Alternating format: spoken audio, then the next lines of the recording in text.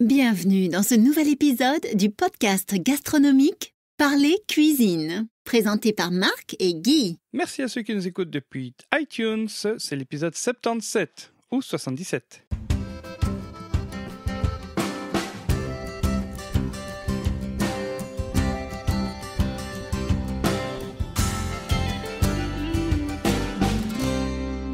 Bonjour à tous et à toutes, bonjour à vous mademoiselle, madame, monsieur qui nous écoutez en ce moment. Merci d'avoir choisi de passer ce moment avec nous. C'est Marc de Parler Cuisine et je vous retrouve avec Guy. Bonjour Guy. Bonjour Marc. Alors aujourd'hui, on va parler d'une recette traditionnelle belge que Guy voulait un petit peu remettre les points sur les i parce que on voit un petit peu... Parce qu'on raconte n'importe quoi. Oui. Voilà. Il y a tout et n'importe quoi sur des sites de recettes de cuisine sur Internet. Certains sites sont même assez réputés et fort consultés. Et ça ne peut, comme on dit chez nous, ça ne peut pas rester continuer durer. On va rétablir une petite vérité en fait. Voilà. Mais on pourrait peut-être, avant de commencer, donner quelques informations de la part de certains de nos auditeurs. Alors, vous avez été nombreux, je dois dire, ces derniers temps, à nous envoyer des avis et des questions. J'ai eu une question sur Twitter et puis j'ai eu des gentils avis sur Facebook. Alors, le temps que je les retrouve, on a eu deux personnes qui nous ont mis 5 étoiles sur Facebook. Merci beaucoup. Alors, donc merci à Martin Chakm, drôle de nom comme ça, qui trouve notre podcast super, particulièrement les explications historiques de Guy sur la cuisine et tout ce qui tourne autour. Merci à toi. Et aussi Sarah, elle nous a envoyé un gentil message qui dit en substance, elle nous a donné 5 étoiles avec des conseils avisés, un professionnalisme évident à chaque épisode. Un moment de complicité entre Marc et Guy, 2 points. Cela donne envie de se mettre très vite au fourneau, virgule, en toute simplicité, mais toujours avec justesse et humour. Voyez-vous ça, monsieur ? Ben oui. Ça fait plaisir. Ça fait un très grand plaisir et nous remercions Jessica d'ailleurs. Hein. Non, c'est Sarah. Ah, pardon. Celle-là, c'est Sarah qui apparemment est à Boulogne-sur-Mer. Et puis j'ai Jessica juste en dessous. Ah, voilà, nous avons une Jessica, voilà, il me semblait bien. Qui apparemment est aux États-Unis et qui met en grand mon podcast préféré. J'attends toujours les nouveaux épisodes avec impatience. Eh bien, nous allons remercier tous nos auditeurs et toutes nos auditrices, Sarah, Jessica et les autres, et nous allons leur dédicacer ce numéro tout spécialement. Parce que je pense que c'est un encouragement à ce que nous continuions, et cela prouve que depuis que nous faisons tous ces épisodes, eh bien, nous n'avons pas eu à le regretter d'avoir persévéré. Voilà, alors je voulais terminer cette petite parenthèse par une question d'un auditeur sur Twitter qui se fait appeler Doki et qui envoie le message suivant. Bonjour, avec un petit smiley. Une astuce de Guy concernant les champignons surgelés ou réhydratés de type cèpe / mélange des bois, virgule, soi-disant à cuisiner comme des frais, mais qui finissent la plupart du temps en purée ou en caoutchouc.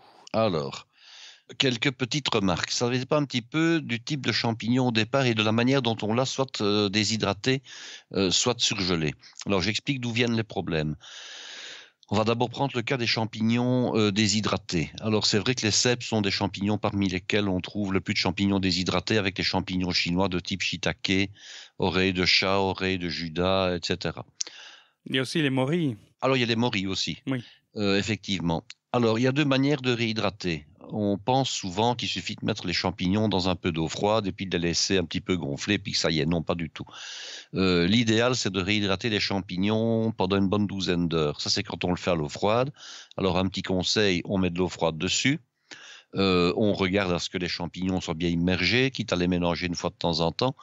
On les couvre, c'est important pour éviter qu'il n'y ait des poussières qui ne tombent dans le récipient. Surtout si on les laisse à l'air libre, mais l'idéal c'est quand même de les mettre au réfrigérateur dans un récipient fermé. Et puis de temps en temps, on vérifie et on les mélange de manière à ce que ceux qui soient au-dessus soient immergés et qu'il y ait comme ça une bonne réhydratation. 12 heures. Ah ben ça c'est l'idéal, c'est de les faire la veille pour le lendemain par exemple. Okay. Alors ne pas exagérer, pas plus, parce qu'alors après à ce moment-là on peut remarquer des débuts de fermentation, parce qu'évidemment ce sont des produits qui font un bouillon de culture si on peut dire. Alors bon, au frigo ça limite évidemment les inconvénients, mais quand on laisse réhydrater à l'air libre, surtout si c'est dans un endroit un petit peu chaud, on peut avoir de mauvaises surprises. Donc on réhydrate, mais en les mettant au frigo. Alors l'autre manière, moi, c'est celle que je dirais que j'applique parce que je n'ai souvent pas toujours le temps et puis je me décide très souvent au dernier moment de faire quelque chose. Je réhydrate à chaud. Alors comment je procède? Bon, je me mets champignons dans un récipient qui peut aller au micro-ondes. Je verse de l'eau bouillante dessus. Et je les mets au micro-ondes encore pendant 1 minute ou 2 à pleine puissance. Donc, entre guillemets, je les fais bouillir, si je peux dire, hein.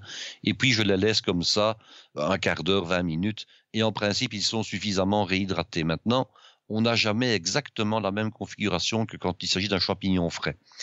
Les champignons surgelés, effectivement, c'est encore pire. Parce que ça va un petit peu dépendre de la manière dont les champignons étaient surgelés. Je m'explique. Si les champignons étaient surgelés à relativement basse température, il y a des cristaux de glace qui se sont formés et les cristaux de glace agissent un petit peu comme des aiguilles, comme des pointes de couteau et ils vont trouer les cellules végétales de sorte que le liquide qui est dans les cellules végétales en question va se répandre une fois que le produit dégèle. Hein. Donc ça va perdre son nom. Voilà, et ça arrive pour les viandes également. C'est un petit peu la différence qu'il y a entre la congélation et la surgélation. Alors en principe, les sociétés maintenant qui surgèlent des légumes travaillent avec de l'azote liquide. Donc les produits passent sur un tapis roulant dans un tunnel et là ils sont aspergés avec de l'azote liquide qui est évidemment très très très très froid, hein, puisque l'azote liquide est à quasiment moins de 200 degrés. Donc la surgélation est instantanée. Et puis après, on les laisse reprendre une température moins froide. Donc l'eau n'a pas le temps de cristalliser, de faire. L'eau n'a pas le temps de cristalliser. Hein. Il y a vraiment une surgélation, je dirais, en quelques fractions de seconde, quasiment. Alors, on a évidemment 2 types de champignons, et je le sais bien pour avoir travaillé ce genre de produit de la part de toute une série de firmes. Il y a des firmes qui ont de très très beaux produits qui ne perdent quasiment pas d'eau, et puis il y en a d'autres, où que ce soit des haricots, que ce soit des carottes surgelées, vous n'avez plus que de la compote. Alors, l'autre, comment dirais-je donc, c'est d'abord avoir de bons produits surgelés correctement, quitte à les payer un petit peu plus cher. Alors, maintenant, il y a une question de cuisson. Alors, la cuisson, pour le cas des champignons surgelés, c'est qu'on a parfois tendance à mettre trop de produits en cuisson en même temps par rapport à la puissance du feu dont on dispose. Alors, les professionnels n'ont pas vraiment cet embarras-là parce que ils ont souvent des fourneaux au gaz, et ils ont, disons, des débits extrêmement importants, donc ils ont un pouvoir de chauffe extrêmement important. Hein, ce qui veut dire que quand on met une poêle avec des champignons, une sauteuse avec des champignons, l'eau n'a pas le temps de sortir du produit, qu'elle s'évapore déjà quasiment instantanément au contact de la surface chaude de la poêle. Quand on est chez soi et qu'on a une cuisinière ou un foyer électrique, même si c'est un halogène, même si c'est quelque chose d'un peu puissant, on a tendance à mettre trop de produits. Hein, et alors, le produit relâche son eau. Les champignons, c'est vraiment ce qui arrive avec les champignons surgelés. Ils relâchent leur eau. Et puis alors, on a une espèce de compote qui devient finalement une pape comme ça de champignons. On ne reconnaît plus rien. C'est très désagréable. Donc, il faut vraiment travailler avec de toutes petites quantités. Alors, un autre truc que je fais, quand le jus de champignon comme ça se dégage et qu'il n'arrive pas à s'évaporer suffisamment vite, je le prélève. Je le prélève à la cuillère et j'ajoute un petit peu de matière grasse. Et alors, ce jus de champignon, qui n'est pas mauvais du tout, puisque c'est un liquide végétal qui a du goût, je l'utilise pour le mettre dans la sauce par la suite. Ah, oui. Donc, finalement, je ne le perds pas, je ne le jette pas à l'évier, je le récupère, il m'est utile, mais par contre, ça permet aux champignons de cuire beaucoup plus rapidement et de cuire mieux. Hein? Oui, parce que bon, ça m'est aussi arrivé de mettre trop de champignons dans la poêle. Alors, en ce qui concerne maintenant les champignons déshydratés, c'est vrai que les recuire après comme si c'était des champignons frais, ce n'est pas évident. Donc pour moi, quand on utilise des champignons déshydratés, on les saute un tout petit peu comme ça à la matière grasse. Et après, il faudrait les mettre quasiment dans la sauce à laquelle on les destine. Je dirais de manière à ce que s'ils perdent un petit peu de liquide, ils le perdent dans la sauce et c'est pas dramatique. Maintenant, effectivement, les champignons déshydratés ne donnent jamais exactement le même résultat qu'un champignon frais qu'on viendrait de couper. Là, il faut quand même être honnête. Le très très bon résultat, je dirais même le résultat exceptionnel des champignons déshydratés, c'est la morille. Hein, oui. Parce que la morille est infiniment plus goûteuse quand elle a été déshydratée et qu'on la recuit. Que quand on prend une morille fraîche. Bon, j'ai déjà tenté l'expérience. Les morilles fraîches ont rarement autant qu'une morille qui a été déshydratée. Oui, mais les morilles fraîches sont moins caoutchouteuses? Bah, non, pas spécialement. Ça dépend aussi un peu de la taille de la morille, ça dépend un peu de la manière dont on les cuit. On vend très cher les morilles fraîches. Je rappelle également, puisqu'on parle des morilles, l'occasion qui m'est donnée, c'est que c'est un champignon qui est toxique lorsqu'il n'est pas suffisamment cuit et pas cuit correctement. Oui. Donc, la substance, j'ai oublié le nom, mais la substance qui caractérise la morille pour sa toxicité doit absolument s'évaporer, et je pense qu'elle s'évapore aux environs de 60 degrés. Donc ça veut dire que quand on cuit des morilles, on doit absolument les cuire, je dirais entre guillemets, à ciel ouvert et jamais avec un couvercle, jamais à l'étouffer, de manière à ce que cette substance qui est toxique puisse s'évacuer facilement. Bon, vous ne risquez pas d'être malade en respirant les vapeurs, mais je vais dire par là que il ne faut pas cuire des morilles à l'étouffer en aucun cas. Et de plus, j'ajoute quelque chose, c'est qu'apparemment cette substance a tendance à disparaître avec la dessiccation. Donc on a tout intérêt à prendre des morilles, disons, déshydratées quand on a le choix, plutôt que des fraîches, qui coûtent très cher et qui finalement sont parfois un petit peu décevantes au niveau du goût. Tu en avais parlé dans l'épisode 44 quand tu avais présenté déjà parlé, oui. Ton bœuf bourguignon morille en fondu. C'était pour les fêtes en 2016. Pour les fêtes, voilà.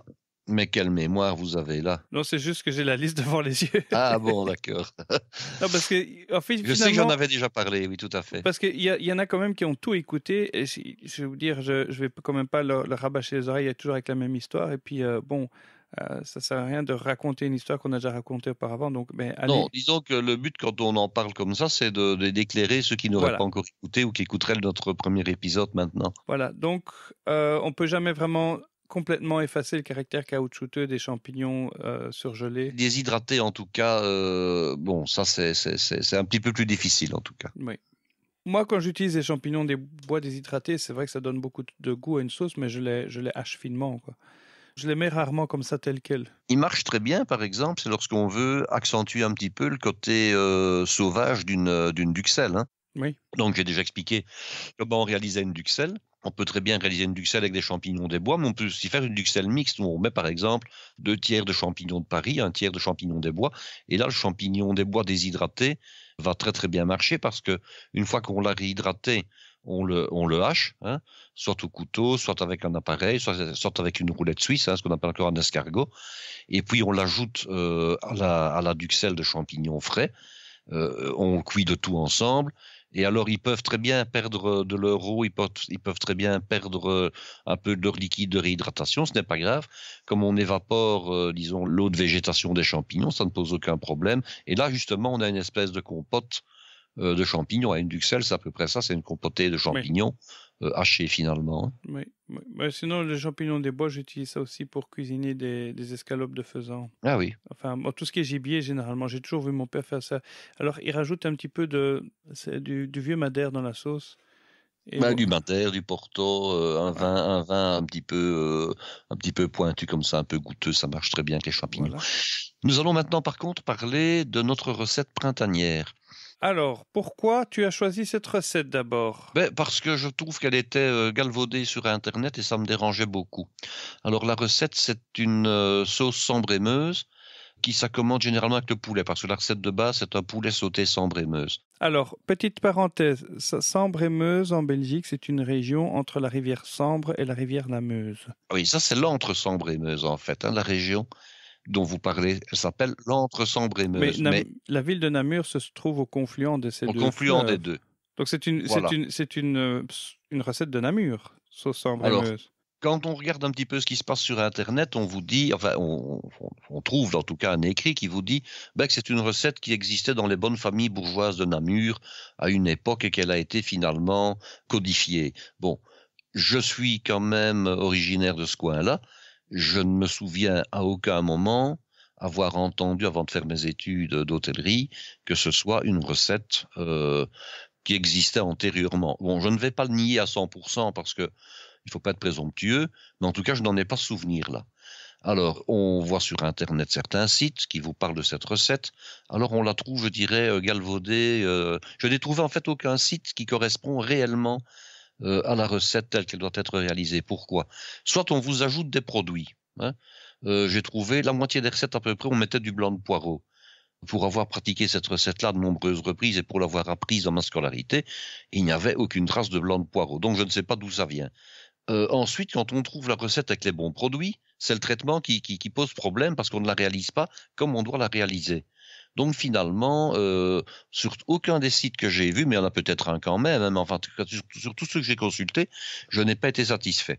Donc je voudrais un petit peu rectifier la manière de faire et vous donner la recette telle qu'elle doit être conçue. Alors, Donc, quand on a préparé cet épisode, j'ai tapé sauce Sambre et Meuse dans le moteur de recherche le plus connu du monde et je suis tombé en résultat numéro 1, un grand site bien établi de recettes qui arrive même en toute première position. On a passé en revue cette recette et là déjà tu as fait non, c'est pas juste du tout. Exactement. Alors que justement c'est un site de référence et je voyais la note de l'auteur, elle dit la sauce Sambre et Meuse a été créée par le directeur de l'école hôtelière de Namur il y a 40 ans. Alors il faut savoir que l'école hôtelière de Namur c'est l'école hôtelière la mieux cotée de Belgique, du côté francophone. Francophone en tout cas, oui. Voilà, si vous avez fait Namur, c'est un peu comme faire Genève. C'est Genève, hein? Non, Lausanne. Non, c'est Lausanne. Pardon, Lausanne excusez-moi, pardon. Donc c'est comme si tu avais fait Lausanne en Suisse, quoi. Moi, en Belgique.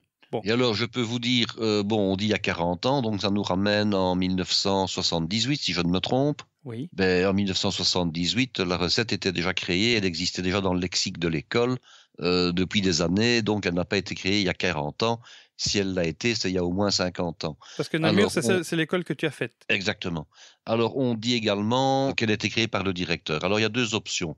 Soit elle a été créée par le directeur qui s'appelait Monsieur de Neyer, que je n'ai pas eu l'honneur de connaître puisqu'il avait repris sa retraite avant que je n'arrive. Soit elle a été créée ou plutôt codifiée éventuellement par un ancien professeur, et là je pense à un personnage qui s'appelait Elie Peters, qui était un des anciens professeurs de l'école, que lui par contre j'ai bien connu. Alors j'essaierai d'éclaircir quand même ça, si un jour je retourne à l'école et je demanderai des précisions, si quelqu'un est capable de me les donner. Maintenant, généralement, ce sont rarement les directeurs qui créent des recettes, parce que très souvent, eux-mêmes ne sont pas des professionnels du métier. Hein. Ils sont certes directeurs d'école, mais ils ne sont pas au départ cuisiniers. Maintenant, l'un n'empêche pas l'autre. Il a très bien pu travailler en collaboration avec ses professeurs ou avec un professeur, et on lui a laissé le mérite de la création. Hein. Donc, nous allons parler de cette fameuse recette du poulet sauté Sambre et Meuse, et puis je vous expliquerai quelques trucs pour l'appliquer à d'autres produits. Okay. Alors, un poulet sauté, qu'est-ce que c'est? C'est un poulet qu'on a découpé à cru en 4. Alors, même chose, je suis allé voir pour aider un petit peu nos auditeurs à leur trouver un petit tuto. Et je n'ai pas trouvé, disons, grand-chose de satisfaisant. Alors, on nous montre très souvent comment on découpe un poulet à cru en 4 et comment on le découpe en 8. Bon, ça, ce n'est pas très compliqué à faire. Il suffit de regarder sur le tuto. Là où ça devient un petit peu plus ardu, c'est quand il faut habiller la volaille, habiller les morceaux. Alors, qu'est-ce que ce terme-là veut dire en langage technique? Habiller, quand on parle d'une viande, ça veut dire qu'on va lui donner une belle forme. Donc, qu'est-ce qu'on doit faire? Et ça, on le montre quand même sur Internet, comment on désosse une cuisse de poulet une fois qu'on l'a découpé à cru, hein, et comment on la manchonne. Ça veut dire qu'on va couper l'os du pilon, hein, de manière à ce qu'il soit un petit peu dégagé de la chair. On doit désosser l'os qui se trouve dans ce qu'on appelle le gras de cuisse, dans la partie la plus épaisse de la cuisse.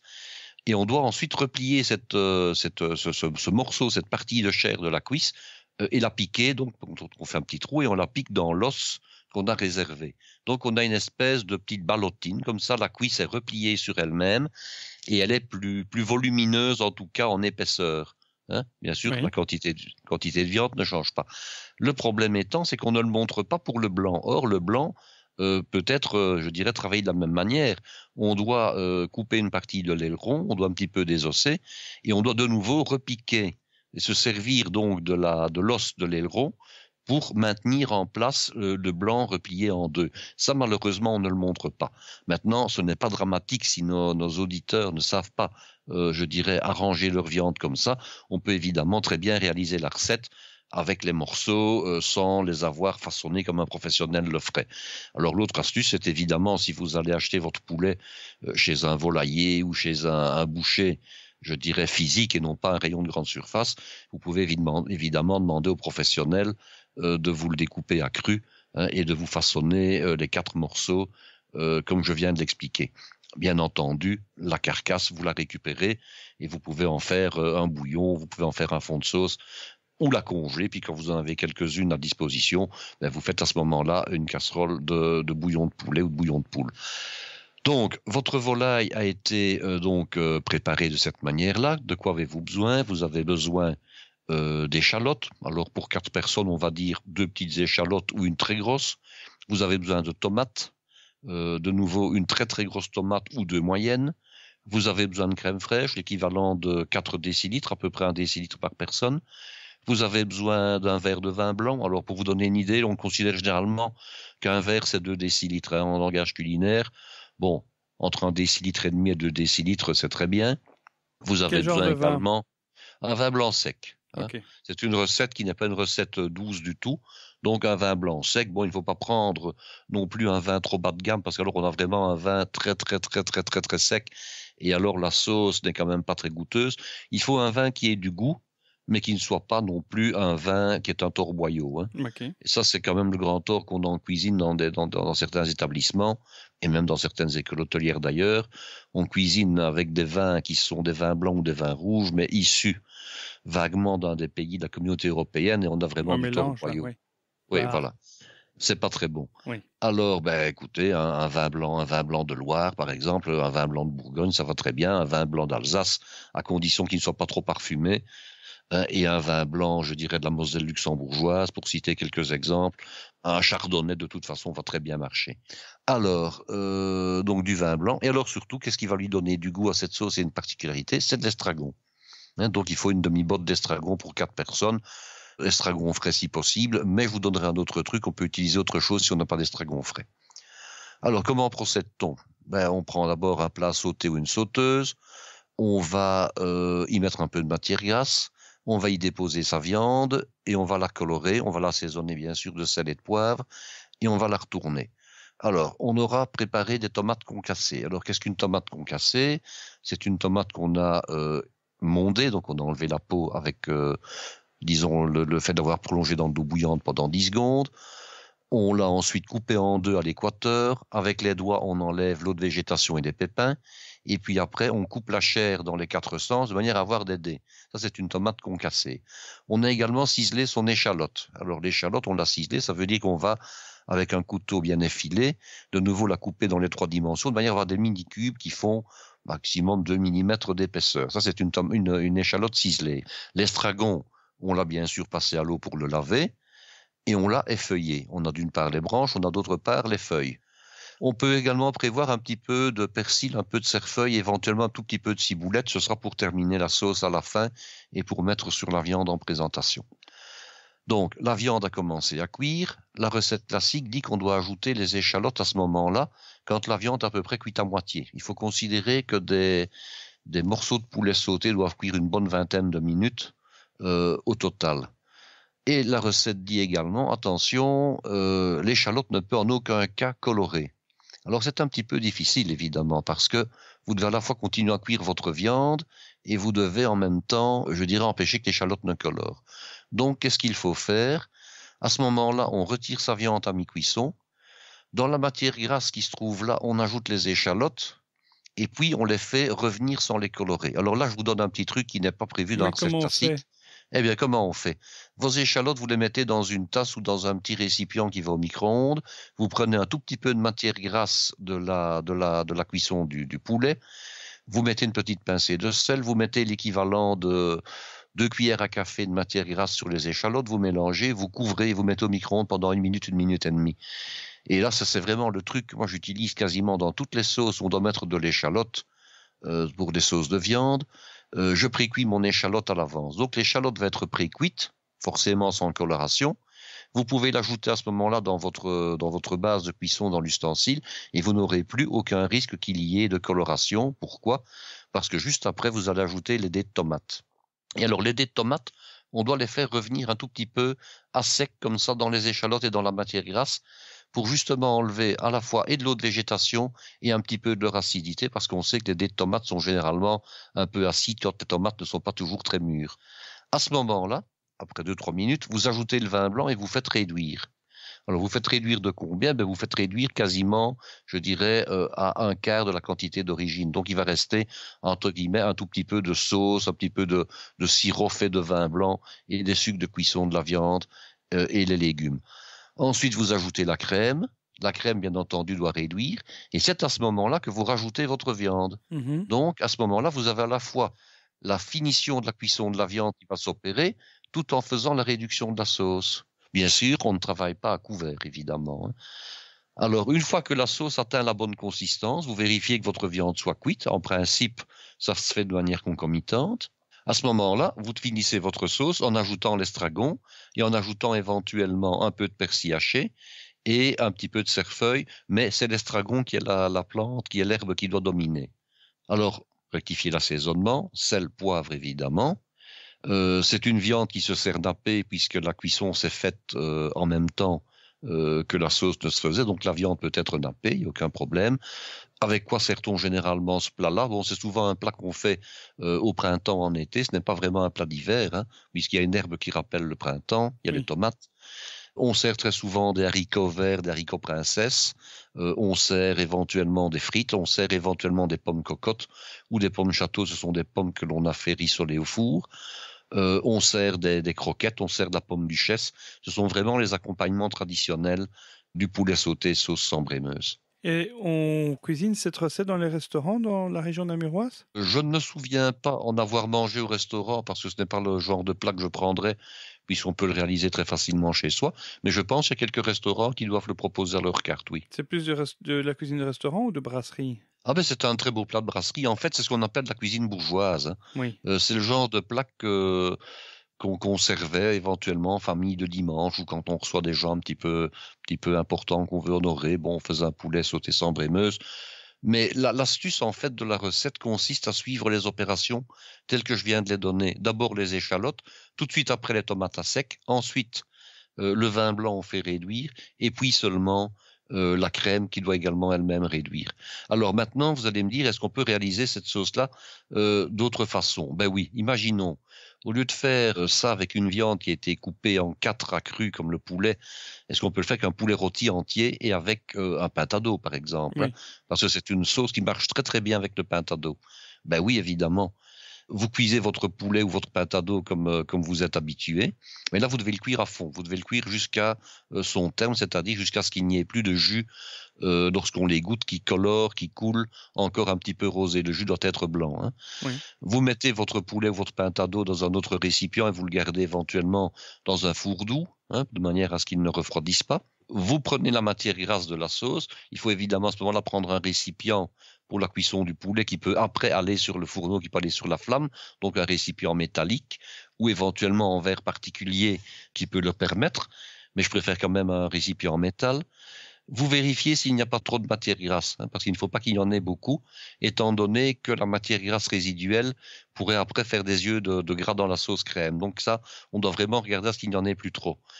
Vous faites comme tout à l'heure, vous faites précuire votre échalote au micro-ondes, vous l'ajoutez, vous ajoutez vos tomates, vous ajoutez le vin blanc, vous faites réduire, vous crémez, vous amenez à bonne consistance, vous faites réduire, vous salez, vous poivrez et vous terminez en ajoutant l'estragon et éventuellement un petit peu de cerfeuil et un petit peu de persil. Donc voilà. l'estragon haché. De l'estragon finement haché, exactement. Et on fait quoi avec les tiges d'estragon? Ah ben les tiges d'estragon, on peut les mettre par exemple dans du vinaigre pour avoir un vinaigre d'estragon dans une bouteille. Ah, donc on ne le consomme pas tel quel? Ah non, les tiges, on ne les consomme pas, c'est très ligneux, c'est très fibreux, donc on ne les consomme pas. Quel est l'intérêt d'un vinaigre à l'estragon? Ben, on peut s'en servir quand on fait des sauces où il y a de l'estragon qui intervient, comme par exemple une sauce tartare, ou bien lorsqu'on fait la fameuse gastrique dont j'allais vous parler. Ah! Mais avant de vous parler de la gastrique, je vais également vous parler de la manière dont on peut réaliser une côte de veau ou une côte de porc avec la fameuse sauce sambrémeuse. Donc une autre viande blanche. Une autre viande blanche. C'est une sauce qui marche particulièrement bien avec les viandes blanches et qui est un tout petit peu moins heureuse, même si j'ai trouvé sur Internet qu'on pouvait servir une sauce sambrémeuse avec une entrecôte de bœuf ou une côte à l'os. Bon, c'est traditionnellement une sauce pour les viandes blanches. Je la sens nettement moins bien avec les viandes rouges. Donc, quand vous réalisez une côte de porc, vous pourriez vous dire, tiens, la côte de porc, finalement, c'est un petit peu comme le poulet sauté. Je vais réaliser la cuisson de ma viande à moitié, je vais réaliser ma sauce de manière concomitante, et tout va bien aller. Mais je ne vous le conseille pas, ça, par contre. Pourquoi? Parce qu'aussi bien le poulet supporte une cuisson mijotée, autant une côte de porc, dans certains cas, s'il était cuit de la manière dont vous avez cuit le poulet, pourrait être plus sèche et plus fibreuse. Donc moi je vous suggère, c'est de la cuire quasi totalement, de la réserver au chaud sur une assiette avec un papier film ou mieux encore un papier aluminium plié en deux, de manière à ce que la cuisson se poursuive et qu'elle s'égalise. Et vous réalisez votre sauce de nouveau à part, en tenant compte d'un point important, c'est que vous devez quand même avoir, pour qu'elle ait du goût, suffisamment de sucre de cuisson.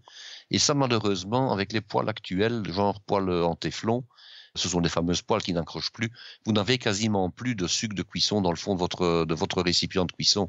Et forcément, le goût des sauces en pâtit. Donc à ce moment-là, il y a une petite astuce. On vend maintenant des petites coupelles comme ça avec des extraits de bœuf ou des extraits de poulet. Hein. On trouve ça dans plusieurs marques. Et on peut très bien pallier donc ce déficit en goût et en sucre de caramélisation de la viande par une petite coupelle d'extrait de poulet qui va donc remplacer les sucres de cuisson qui sont absents, ou éventuellement par un tout petit peu de glace de viande, de bœuf dont j'ai déjà donné les références par la suite. Pas de problème, même si c'est du porc, on peut très bien mettre un petit peu de glace de viande de bœuf, ça ne pose aucun problème. Ok. Alors maintenant, je vais vous donner l'astuce pour réaliser cette sauce-là pour du poisson. Du poisson maintenant. Ah oui, parce qu'on peut très bien faire une sauce crème poisson qu'on appelle généralement une sauce vin blanc, c'est dans les grands classiques de la cuisine. Alors comment allez-vous procéder? Imaginons que vous avez des filets de sole, du saumon, des médaillons de lotte, enfin que sais-je. Imaginons par exemple des filets de sole ou du saumon. C'est quand même un poisson qui peut être traité de cette manière-là.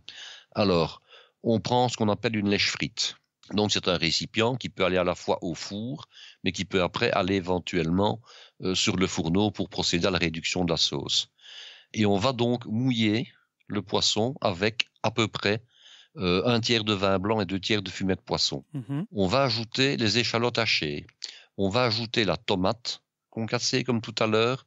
On va bien sûr saler, poivrer, et on va amener à ébullition et on va glisser ce plat au four recouvert d'un papier aluminium jusqu'à ce que le poisson soit cuit. Alors, les filets de sole, ça marche très très vite, hein, il faut compter quelques minutes.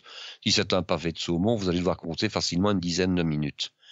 Vous retirez votre lèche frite du four après la cuisson du poisson.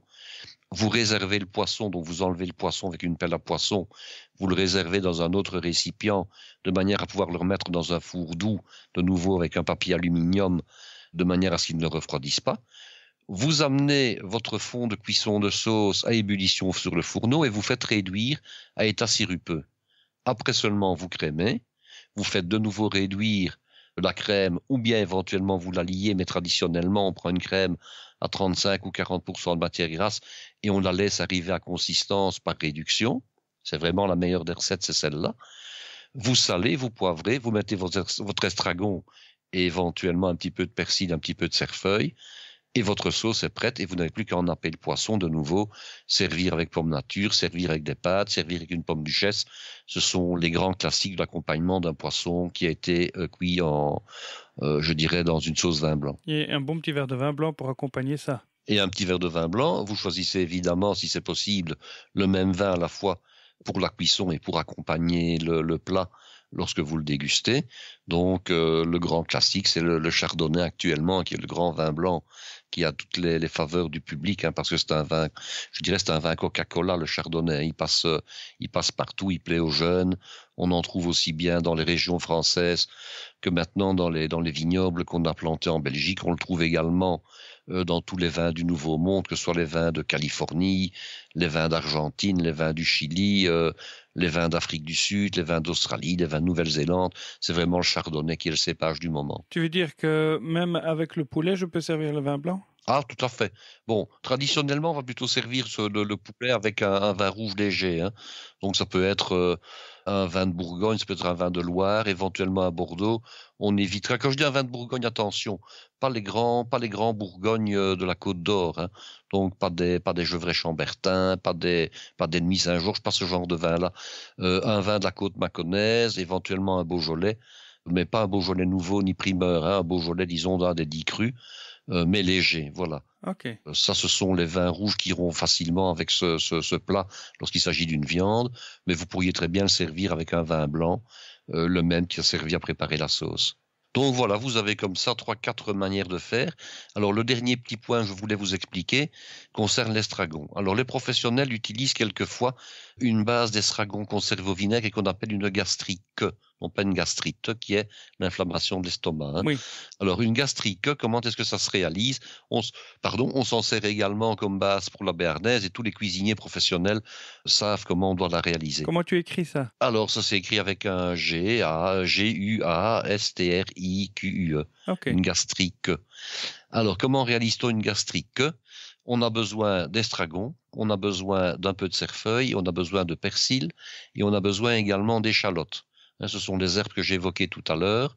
On a besoin de vinaigre de vin blanc ou éventuellement de vinaigre d'alcool et de vin blanc. Alors, quelles sont les proportions? Considérez que pour une centaine de pourcents d'herbes, vous avez besoin d'à peu près de 20% d'échalotes finement ciselées. Vous avez besoin de 70% d'estragon. Et puis le reste, vous mettez un petit peu de persil et un peu de cerfeuil. Voilà. Ça, c'est une idée de proportion. On va dire que l'estragon doit quand même dominer. Bien sûr, tous ces produits-là seront frais et ils seront hachés au dernier moment. Alors, on fait bouillir un mélange à part égale de vin blanc et de vinaigre. De vin blanc? Oui, de vin blanc. En quantité à peu près équivalente. Le vinaigre, c'est du vinaigre de vin blanc aussi? Ça peut être du vinaigre de vin blanc ou éventuellement du vinaigre d'alcool. Okay. Hein, mais pas du vinaigre de vin rouge ni du vinaigre de cidre. Hein. On reste vraiment dans une coloration qui reste neutre. Hein. Donc on amène le vinaigre à ébullition et une fois qu'il bout, on ajoute les fameuses herbes. Alors attention au niveau des quantités, on met à peu près la même quantité de liquide que la quantité d'herbe, hein, puisque le résultat final doit être quelque chose de concentré. Ce n'est pas comme un vinaigre en bouteille qui serait seulement parfumé. Ici, le but, c'est d'avoir les herbes et de les conserver. Hein. Ce n'est pas d'avoir un vinaigre aromatisé, on est bien d'accord. Hein. Oui. Donc, pour une centaine de grammes d'herbe, vous voyez un peu le volume que ça peut faire. Hein. Vous mettez à peu près le même volume de liquide. Vous amenez à ébullition, vous laissez bouillir pendant 2-3 minutes. Pas plus, parce que sinon vos herbes vont perdre leur belle couleur. Hein, donc vous devez les garder les plus vertes possibles. Et puis vous débarrassez ça dans un bocal à confiture que vous avez ébouillanté au préalable pour enlever les microbes qui pourraient s'y trouver. Vous laissez refroidir la gastrique dans le bocal et puis vous couvrez. Et alors vous conservez ça au frigo. Il ne faut pas en faire en trop grande quantité. Les professionnels, ils vont vous faire des bocaux de 2-3 litres. Hein. Et traditionnellement, quand on en réalisait, quand j'étais à l'école, on faisait ça dans une bassine à confiture en cuivre. Ah oui. Oui, parce que ça permettait de garder une belle couleur, hein, de même qu'on réalise toujours les confitures dans une bassine en cuivre parce qu'elles sont beaucoup plus vives au niveau de la couleur. Maintenant, il faut être honnête, le cuivre, il se patine. Il y a du verre de gris quelquefois qui se trouve dans le récipient. Il faut évidemment bien laver, bien récurer son récipient avant de faire la moindre cuisson, hein, parce que le verre de gris est un produit toxique, ne l'oublions pas. Ok. Alors à ce moment-là, à la fin des sauces, qu'elles soient poisson, qu'elles soient les sauces poulet ou la sauce pour une viande blanche dont on vient de parler, au lieu de mettre de l'estragon frais, on mettra 1 ou 2 cuillerées à café selon la quantité de cette fameuse gastrique. Et on peut même mettre les deux, hein. On peut très bien mettre un petit peu de gastrique et quand même mettre de l'estragon frais de toute façon. Et ta gastrique, elle garde combien de temps au frigo? Oh, ça se garde des semaines. Ah oui. Ça se garde même des mois. Hein. C'est une conserve, nous ne l'oublions pas.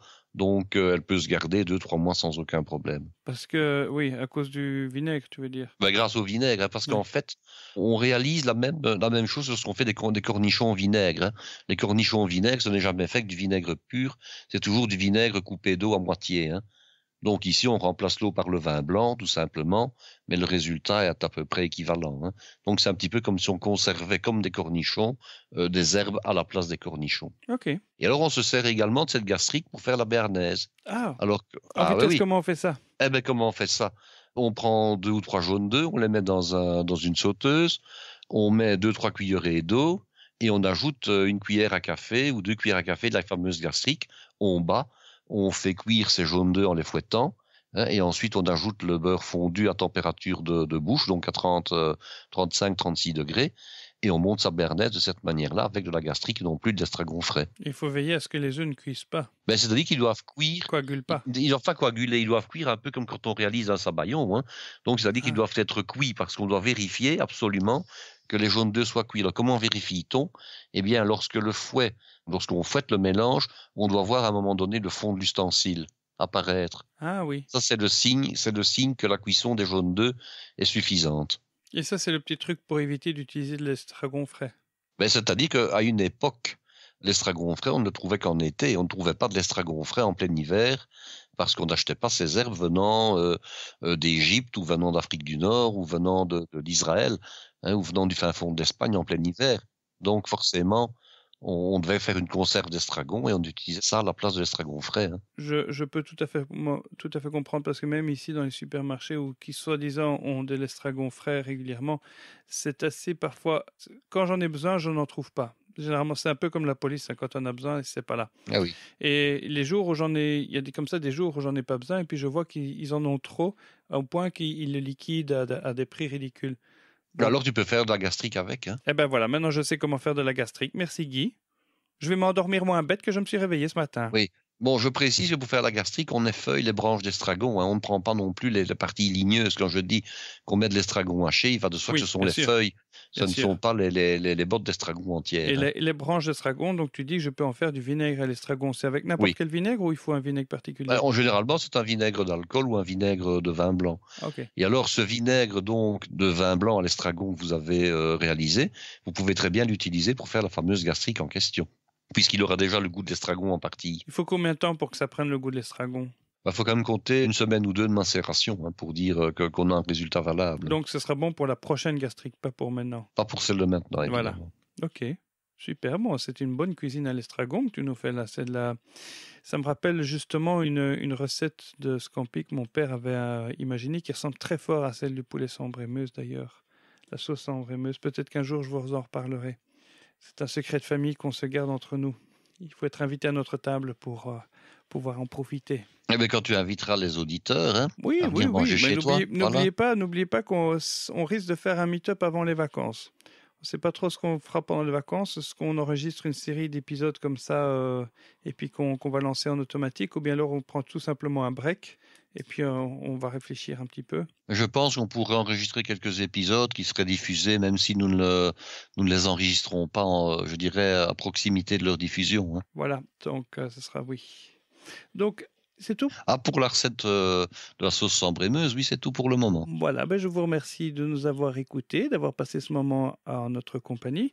Avant de partir, si je peux vous demander juste un petit service. On a ouvert une page Tipeee, tipeee.com/parler-cuisine-podcast, où nous vous offrons l'opportunité de pouvoir participer à la production de ce podcast et de montrer votre reconnaissance et votre gratitude pour tout le travail que nous fournissons et vos encouragements. Donc, nous avons eu quelques personnes qui ont contribué auparavant et bien, on aimerait bien pouvoir trouver des gens qui s'abonnent et qui s'engagent à nos côtés pour pouvoir continuer à faire vivre ce podcast.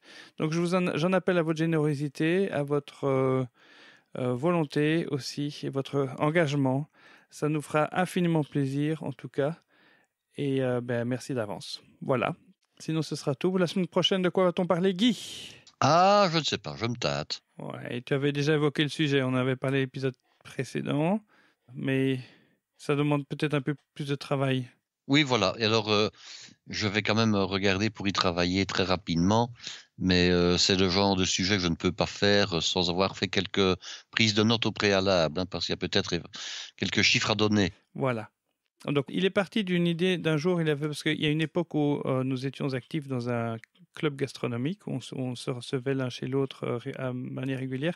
C'était dans ce cadre-là que tu avais fait un menu inspiré du dernier repas servi sur le Titanic. En première classe, oui, effectivement. En première classe. Et alors, comme on approche tout doucement de la date fatidique de ce magnifique bateau à percuter l'iceberg et à gagner le fond des océans, eh bien, j'avais envie de parler un petit peu de la cuisine du Titanic, mais pas tellement en donnant des recettes, en tout cas pas lors de cet épisode, mais plutôt en parlant, je dirais, d'un point de vue sociologique et culturel, parce qu'il y a énormément de choses à dire au sujet des grands trajets de l'époque, la manière dont ça se concevait, dont ça se passait, voilà, tout simplement. Oui, c'était toute une histoire à l'époque où pour se déplacer d'un continent à l'autre, il n'y avait que les paquebots, il n'y avait que le bateau. Évidemment. Il n'y avait que le bateau et alors on retrouvait finalement, généralement sur ces bateaux, la même situation que dans la société de l'époque et qui finalement n'est pas très éloignée de la société actuelle. Hein. Il y avait comme ça des classes sociales. La seule différence, c'est que maintenant, quand on fait une croisière sur un beau bateau, on paye plus cher évidemment une belle cabine qu'une autre, mais au niveau des plaisirs et au niveau des repas, tout le monde se retrouve au même endroit. Oui. On ne fait plus de différence quand on veut aller au spectacle, quand on veut aller à la salle de sport du bateau, quand on veut aller à la piscine. Il n'y a évidemment plus de différence entre celui qui paye sa croisière 500 ou 600 euros ou dollars et celui qui la paye 2000, parce qu'il n'y a qu'une différence, c'est la cabine C'est même qu'on parfois occupe. plus cher. Parce que justement, Oui. dans l'actualité, j'ai vu Voilà. hier que Saint-Nazaire, les chantiers navals Oui, tout à fait. de Oui, Saint-Nazaire ont livré le plus gros paquebot du monde à son armateur qui a coûté Voilà. 1 milliard d'euros. Donc le plus gros paquebot du monde, donc celui qui dépasse le Titanic, qui a été mis à l'eau et qui va commencer à transporter des voyageurs. Il est clair que si celui-là venait un jour avoir une avarie et à devoir, j'espère pour lui ça n'arrivera pas évidemment, Touchons du bois. et s'il devait un jour couler avec la vitesse avec laquelle le Titanic a coulé, je crois qu'il y aurait beaucoup de morts. À mon avis, il y en aurait beaucoup plus que sur le Titanic lui-même. C'est certain, parce que Titanic, à l'époque, moi je me souviens d'avoir lu ce bouquin, donc c'était un sujet qui m'intéressait. C'est dans mon adolescence, j'ai lu La Nuit du Titanic, c'est le récit qui raconte, enfin c'est un des récits qui raconte comment ça s'est déroulé. Ils ont quand même perdu beaucoup de temps parce qu'au début ils n'y croyaient pas. Non, ce bateau ne pouvait pas couler, il était insubmersible de toute façon. Donc ils ont commencé à mettre les gens dans les canots, ils devaient quasiment de force les mettre dedans parce que Oui. alors ils ont fait croire à un exercice. Allez, c'est un exercice, on y va. Et les gens se disent, mais enfin, pourquoi est-ce qu'on fait un exercice alors que justement... Et ce beaucoup de canots dans les premiers sont partis à peine remplis. Il y avait parfois un tiers, la moitié des places qui étaient encore libres. Donc on aurait pu sauver bien sûr bien davantage de monde, mais bon voilà. Bon, mais depuis lors, quand il y a une alarme qui dit tout le monde au canot, les gens ils rigolent pas, ils ne discutent pas, ils y vont quoi. On perd pas de temps. Et normalement un bateau en une demi-heure c'est évacué. Et quand tu regardes un bateau de cette taille-là, ils ont mis combien de temps pour couler? C'était quoi? 1 heure? Un peu plus, à 1 heure et demie quasiment. Oui, voilà. presque 2 heures, je pense. Voilà, un petit peu moins que le film qui en a parlé. Oui, c'est ça, voilà. Qui se voulait à peu près en temps réel, je crois. Oui, le film de Cameron, c'est à peu près en temps réel. Oui, extrêmement long. Ça dit qu'il y avait évidemment avant toute la vie sur le bateau. Bon, le film est très long, mais il y avait au départ l'embarquement, il y avait, je dirais, les premiers jours de trajet, enfin un résumé des jours de trajet, puis il y avait toute cette histoire d'amour entre deux personnages, avec un troisième qui jouait les méchants. Donc le film est évidemment un peu plus long que la période ou la durée de naufrage du bateau, mais enfin bon, c'était quand même très très bien rendu, c'était extraordinaire de véracité, on va dire ça comme ça. Oui, et au niveau gastronomique, il y a beaucoup de choses à dire sur ce genre d'expérience. Oui, voilà, et ça j'en parlerai quand même avec beaucoup de plaisir. Voilà. Je vous remercie infiniment d'avoir passé ce moment en notre compagnie. Je ne cesserai jamais assez de vous remercier pour nous avoir choisis aujourd'hui. N'oubliez pas d'écouter des podcasts, il y en a plein d'autres là qui apparaissent et qui méritent de votre attention. Merci beaucoup et à bientôt. Au revoir. À bientôt.